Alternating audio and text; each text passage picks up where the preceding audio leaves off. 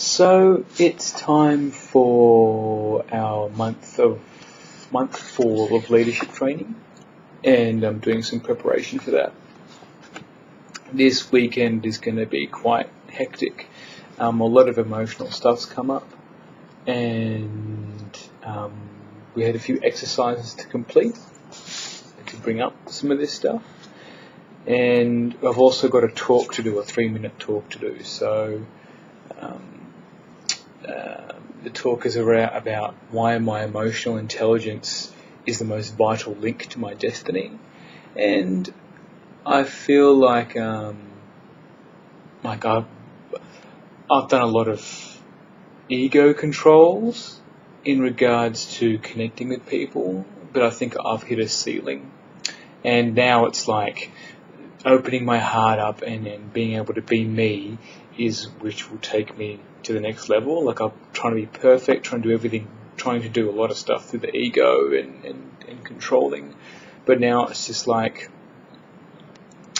open my heart up and just be me, and just allow myself to sit in whatever I'm feeling and be able to share that. I think that's where my emotional intelligence is at the moment, and where it still needs nurturing and growing to be able to embrace my destiny and my direction of what I want to do long term. One of the exercises that we were working on is basically we need to, just right here, list all of our family members and then identify what the common issue is that is unresolved between me and them, and then talk about the positives about what that family member has done for me, and then my part of the issue. So what am I still hanging on to that I'm not letting go, that keeps recreating the dynamic between that family member? So, for example, like for my dad and my mum, my dad, like, there's a feeling like that I'm unwanted. Like, he says he never wanted to have kids, and he spent a lot of time working, and it feels like I was unwanted. There's a part of me that just feels unwanted. And the positives is like money and discipline and schooling. He took me to a lot of sporting events, and he taught me how to drive. There's a whole bunch of practical stuff that he taught me, which I feel really grateful for, because it's put me in really good stead to where I want to go in the future. But part of my issue is like fear of losing resources, fear of not being a perfect son, and then fear of losing love. And that goes quite deep into what I'm feeling. And then for my mum, there was emotional incest, and the positives from my mother and my relationship is like she birthed me, she fed me, she encouraged a lot of my creativity. But my part of the issue is fear of being alone, fear of not being the perfect son again. That's a recurring theme throughout my life. And fear of losing love as well. And there's about 20 typical unhealthy dynamics that appear in families, and I've got that list, and I'll read that out to you in a minute. That's the first part of the exercise. The second part of the exercise is going through our entire leadership crew, including all of the co-facilitators, and matching them up with what kind of energy family member that they are, so how they relate to a family member. So like, I've got some of the women are feel like my sister or my mum. There's like that kind of energy, that kind of dynamic that plays out.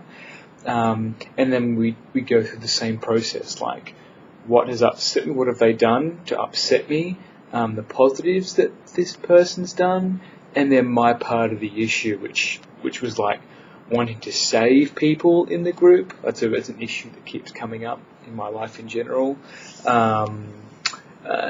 Needing to be perfect, like I can't let things fail. I don't want to lose love. Boundaries. I don't need someone. So the actual energy of like pushing them away is part of a dynamic as well, I think. and we'll explore more of that on the weekend. This is just a prep. So as I was going through this list, I was feeling quite emotional. I could feel myself like tearing up, and I did tear up over like some of the positives. Like all of them have given me love, and it's an unconditional love. So it's something that I've not had before, I don't think, where I can just be me and they will accept me for who I am. And that's quite new to me, and I'm really afraid of losing that. So I hold back. I'm not honest. I'm not completely transparent. So I've got this mask on to try and avoid what I think is losing love.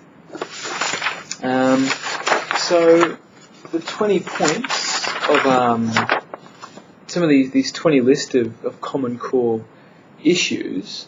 Start with number 1. So family secrets between parents and children.